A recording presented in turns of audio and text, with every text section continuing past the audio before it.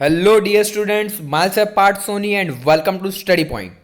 આજનો આપણે જે ટોપિક કવર કરવાના છીએ ફંક્શનનો પાર્ટ 4 છે. પાર્ટ 1 થી 3ની લિંક જે ડિસ્ક્રિપ્શનમાં આપેલી છે. સાથે સાથે તમે આઈ બટનમાં જઈને અમારા અવનવા વિડીયોઝ જે છે એની પ્લેલિસ્ટની અંદર તમે જોઈ શકશો. આ દરેક પાર્ટ તમને એમાં અવેલેબલ છે.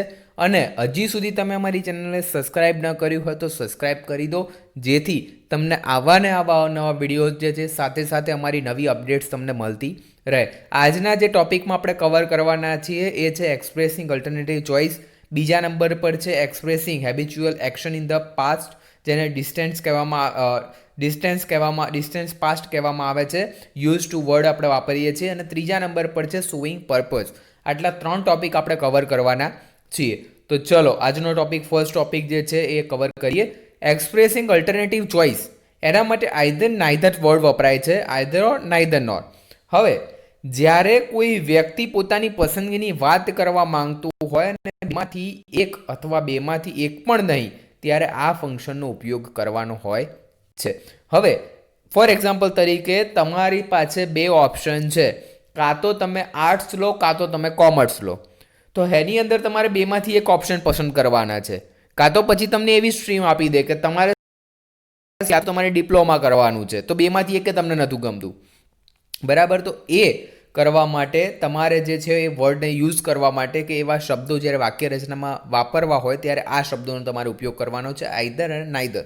હવે આ ફંક્શન દર્શાવવા માટે ઉપયોગમાં લેવામાં આવતા લેંગ્વેજીસ આઇટમ્સ, એટલે કે કયા કયા વર્ડ વપરાય છે, જે છે આઈધર ઓર. બેમાંથી એક આ બંને છે. તમારી ટી લેવી, ચા લેવી છે કે coffee, either T or coffee. તો આ બંનેમાંથી શું છે, એક પસંદગી કરવાની છે, ચા કાં તો કોફી. હવે નાઈધર નોર, હવે બેમાંથી એક પણ નહીં, બરાબર. તમને બંનેમાંથી એક પણ વસ્તુ પસંદ નથી, તો એના માટે તમારે નાઈધર નોર વર્ડ આપવાનો હોય છે, યુઝ કરવાનો હોય છે. હવે એની અંદર થોડા આપણે સેન્ટેન્સ જોઈએ. જુઓ, સેન્ટેન્સ પેટર્ન છે આઈધર પ્લસ શબ્દ સમૂહ વાક્ય પ્લસ ઓર પ્લસ અન્ય શબ્દ સમૂહ વાક્ય.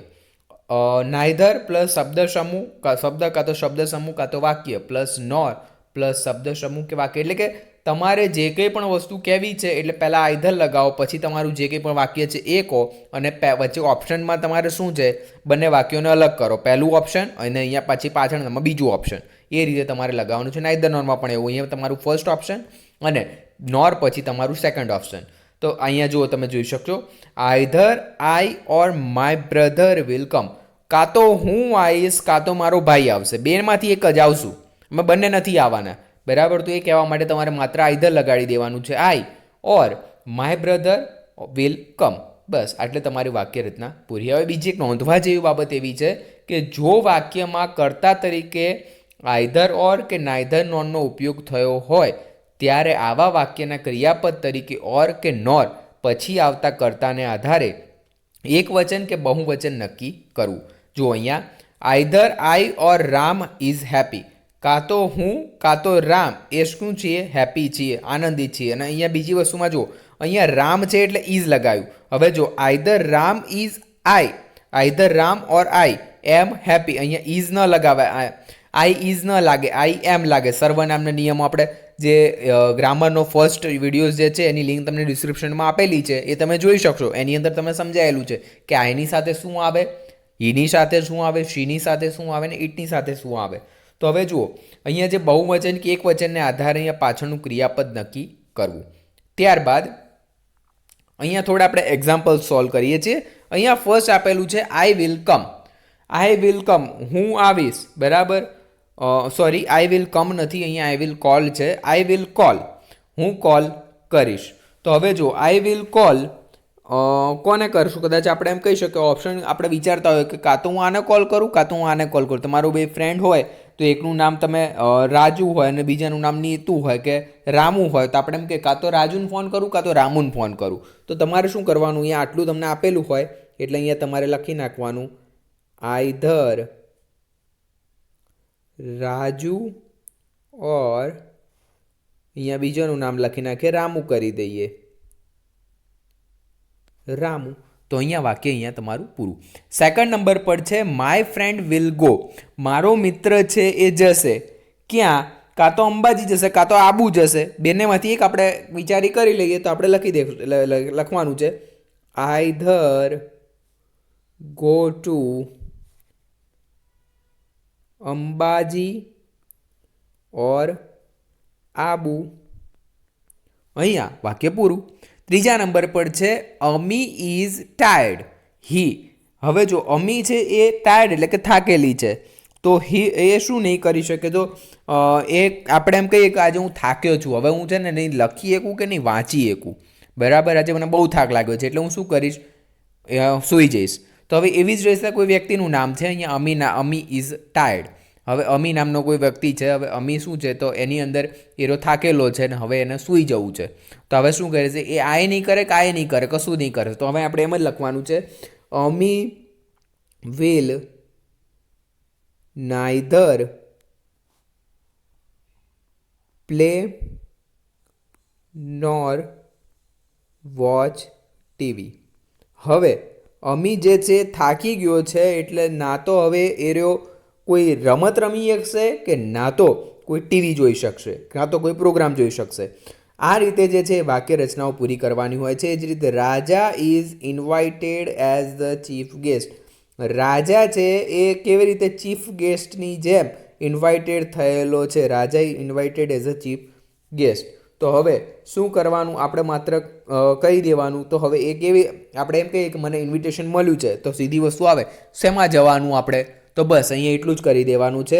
અહીંયા એનું વાક્ય આ પૂરું થાય છે. અહીંયા આપણે બીજું લખી દેવાનું he will go there either by a car or bus. કાં તો ટ્રેન કાં તો એની કાર લઈને જશે કાં તો પછી બસમાં જશે. બેમાંથી એક ઓપ્શન છે. હી ઇઝ લાઈ. એ જે છે એ લાઈ એટલે કે એને બીમાર છે. લાઈ એટલે આપણે કહીએ છીએ બીમાર. તો હવે એ બીમાર વ્યક્તિ હોય એ શું કરીએ કે તો હવે દાખલા તરીકે આપણને શરદી થઈ હોય તો આપણે ના આઈસ્ક્રીમ ખાઈએ કે ના તો પછી આપણે કોઈક ઠંડુ કોલ્ડ ડ્રિંક્સ પી શકીએ. તો બસ તમારે એવું જ લખી દેવાનું છે. એ બીમાર છે એટલે શું થશે? He will neither eat ice cream. અહીંયા એક જ સેકન્ડ. હા, eat આઈસ્ક્રીમ નોર સોફ્ટ ડ્રિંક. અહીંયા ટાઈપ નથી થતું. Soft drink. અહીંયા જે છે આપણું અહીંયા પતી ગયું. હવે આની પીડીએફ તમારે જોઈતી હોય વિદ્યાર્થી મિત્રો તો નીચે ગ્રુપની લિંક પણ તમને ડિસ્ક્રિપ્શનમાં આપેલી છે. તો ડિસ્ક્રિપ્શનમાં જાઓ અને એ વોટ્સઅપ ગ્રુપમાં જોઈન થાવ જેથી આની પીડીએફ પણ તમને ઝડપથી અવેલેબલ થશે. ત્યાર પછીનો આપણો બીજો એક મહત્ત્વનો ટોપિક જે છે એ છે expressing habitual action in the past. બહુ જ મહત્ત્વનો જે કહેવાય કે ટોપિક તો એ આ છે. તમારે આના 80% ચાન્સીસ છે કે આ પૂછાય જ, બરાબર. Very important for all of you. Okay, either you are in the 10th student or 12th student. તમે 12માના હોય કે 10માના વિદ્યાર્થીઓ, દરેકના માટે આ બહુ જ ઇમ્પોર્ટન્ટ ટોપિક છે. જુઓ, કોઈ વ્યક્તિ તેની ભૂતકાળની રોજની ક્રિયા કે ટેવ રૂપે થતી ક્રિયા દર્શાવવા માંગતી હોય કે વ્યક્તિ જો ભૂતકાળની અવારનવાર બનતી ઘટના દર્શાવવા માટે આ ફંક્શનનો ઉપયોગ થાય છે. હવે જો ભૂતકાળની કોઈ ક્રિયા હતી, એ ક્રિયા એ વખતે ચાલુ હતી, એ ક્રિયા આપણે કરતા હતા, બરાબર, પણ અત્યારે એવી કોઈ ક્રિયા કરતા નથી, તો એને દર્શાવવા માટે આ ફંક્શન વપરાય છે. અને આ ફંક્શનને દર્શાવવા માટે શું વપરાય? Use to. Use to. Use the to નહીં, યુઝ ટુ. બસ આ જ રીતે તમારે એનો યુઝ કરવાનો છે. હવે એની સેન્ટેન્સ પેટર્ન કયું છે? યુઝ ટુ પ્લસ મૂળ ક્રિયાપદ. હવે આ રીતે એના એક્ઝામ્પલ જુઓ. I use to read newspaper every day. હું ટેવાયેલો હતો. ટેવાયેલું આપણે કહીએ કે હું આયરે દરરોજ ન્યૂઝપેપર વાંચવા માટે ટેવાયેલો હતો. તો હવે બોર્ડની અંદર આ જ રીતે તમને આપેલું હશે. When Raju was a school boy. જ્યારે રાજુ સ્કૂલનો વિદ્યાર્થી હતો ત્યારે આપણે કહી શકીએ કે એ શું રમવા, ક્રિકેટ રમવા માટે ટેવાયેલો હતો, કાં તો પછી શું કરવા, લેટ સ્કૂલે પહોંચવા માટે ટેવાયેલો હતો. પછી ઘણી બધી રમતો હોય છે, હેન્ડબોલ હોય છે કે બીજી એનધર એક્ટિવિટીઝ ઘણી બધી હોય છે. તો આપણે એની અંદર લખી શકીએ કે હી યુઝ ટુ પ્લે હેન્ડ બોલ. બસ અહીંયા આપણું પૂરું. હવે when he came to meet મી. હવે એ મને મળવા આવ્યો એ પહેલાં કોઈ પણ વ્યક્તિ છે વેન હી અહીંયા આપેલું છે હી કેમ ટુ મીટ. એ જ્યારે મળવા આવ્યો એ પહેલાં ક્યાં હતો એ જે કહી શકે કે કોઈ રામ નામનું કોઈ વ્યક્તિ છે. તો એ આપણે જ્યારે પણ મને મળવા આવે ને એ પહેલાં કોને મળવા જાય એ એના પહેલાં મિત્ર મળવા જાય. તો અહીંયા લખી દઈએ કે Ram use to meet meet તો આપણી સાથે કરે છે યુઝ ટુ કમ વિથ. આ બીજું એક્ઝામ્પલ લઈએ છીએ વિથ રામ તો શ્યામ કરી દઈએ છીએ શ્યામ. હવે અહીંયા જુઓ Ram use to come with Shyam. હવે when he came to meet મી, જ્યારે પણ કોઈ વ્યક્તિ છે રામ તો એ રામ જ્યારે મને મળે છે ત્યારે કોને લઈને આવે છે? શ્યામને લઈને આવે છે. અહીંયા એની સેન્ટેન્સ પેટર્ન પતી ગઈ. ત્યારબાદ ત્રીજા નંબર પર છે during my job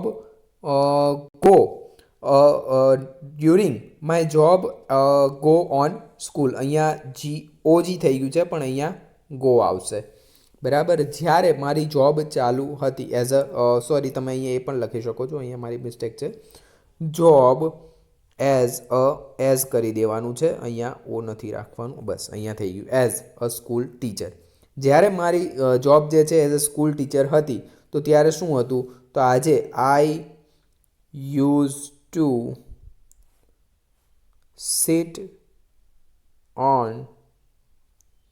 the last bench with students.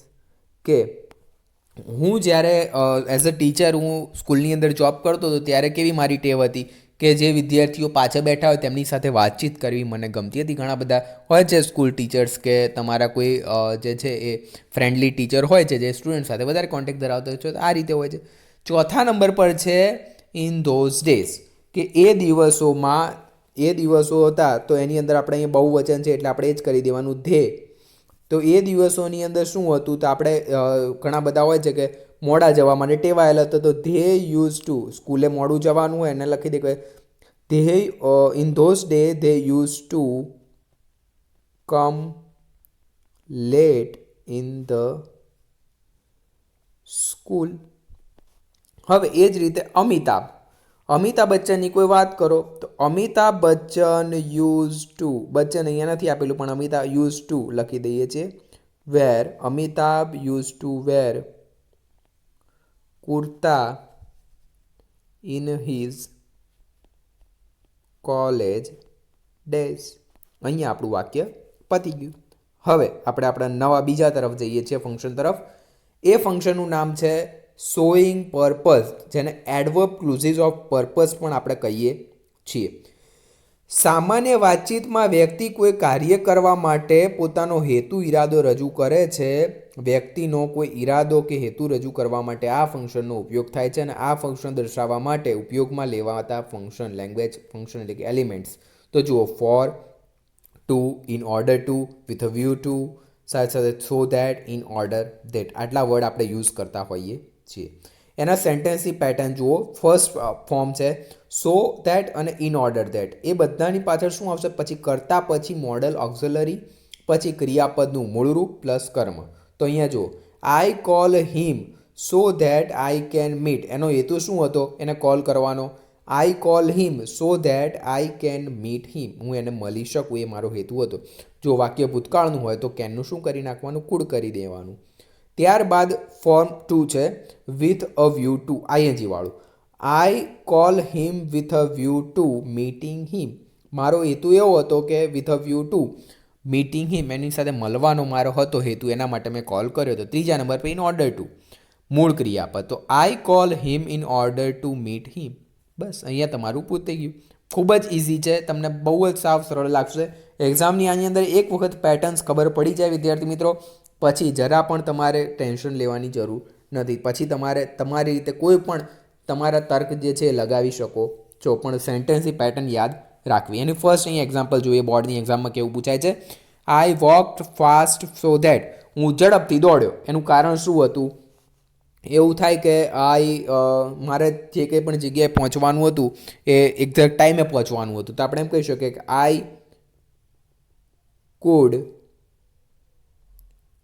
Rich in time, મારે એ ટાઈમ એકદમ નક્કી કરેલ નિશ્ચિત સમય પહોંચવાનું હતું. સી કોલ્ડ અ મીટિંગ, એણે જે છે એ કોલ કર્યો. સી કોલ્ડ અ મીટિંગ, તો એનો શું હતું? ઇન ઓર્ડર ટુ, એનો હેતુ શું હતો? એને મીટિંગ ગોઠવવાનો. અહીંયા સરખું લખીએ છીએ, ઓર્ડર ટુ, એનો હેતુ ઇન ઓર્ડર ધેટ આવશે, sorry, in order that she food contact everybody, દરેક વ્યક્તિને મળી શકે એવો એનો હેતુ હતો, કે એમની સાથે વાતચીત કરી શકે એનો હેતુ હતો. ત્યાર પછી આઈ વોકડ ફાસ્ટ, ફરી વખત એવું ને એવું જ આવ્યું છે, આઈ વોકડ ફાસ્ટ. તો અહીંયા જો in order to reach early, તમારાની સેન્ટેન્સ પેટર્ન યાદ રાખવાની. અહીંયા જુઓ આઈ વોકડ ફાસ્ટ, હવે અહીંયા શું થઈ ગયું? આની વાક્ય રચના તમે જુઓ ત્યારે તમને ખબર પડે. ત્યારબાદ ચોથા નંબર પર છે હી રીડ્સ ઇંગ્લિશ, એ ઇંગ્લિશ વાંચે છે. હી રીડ્સ ઇંગ્લિશ, એનો હેતુ શું છે? With a view two speaking, બોલવાનો હેતુ છે એનો. સ્પીકિંગ વેરી વેલ, એ સારું બોલી શકે એના માટે એ શું કરે છે? ઇંગ્લિશ શીખે છે, રીડ વાંચે છે. અમી વર્કડ હાર્ડ, અમી સખત મહેનત કરે છે. શેના માટે? તો એનો હેતુ થાય કે કદાચ for getting a good job, સારી જોબ મેળવવા માટે. તો એ જે છે મહેનત કરે છે. તો અહીંયા વિદ્યાર્થી મિત્રો આ રીતે જે હોય છે એક્ઝામ્સની અંદર આવશે. હવે આપનો ખૂબ ખૂબ આભાર સ્ટડી પોઈન્ટમાં જોડાવા બદલ. હજી સુધી તમે અમારી ચેનલને સબસ્ક્રાઈબ ન કરી હોય તો સબસ્ક્રાઈબ કરી લો. સાથે સાથે આ વિડીયોને તમારા વધુમાં વધુ મિત્રો સાથે પહોંચાડો, જેથી એ લોકો પણ આનો સરળતાથી લાભ ઉઠાવી શકે. અને સાથે સાથે વિદ્યાર્થી મિત્રો ખાસ અમારા આ ગ્રુપની પીડીએફ તમારે આને જોઈતી હોય આ સમગ્ર યુનિટની, તો તમને એ પીડીએફ પણ અવેલેબલ છે, જેના માટે તમારે વોટ્સઅપ ગ્રુપની લિંક નીચે આપી છે ડિસ્ક્રિપ્શનમાં. એ ખાસ જઈને જોઈન થઈ જાઓ, જેથી તમે પણ સરળતાથી આ પ્રકરણને શીખી શકો. તમારે કોઈ સ્ક્રીનશોટ લેવાની જરૂર પડશે નહીં. સો good bye students, we will meet in the next lecture. Thank you.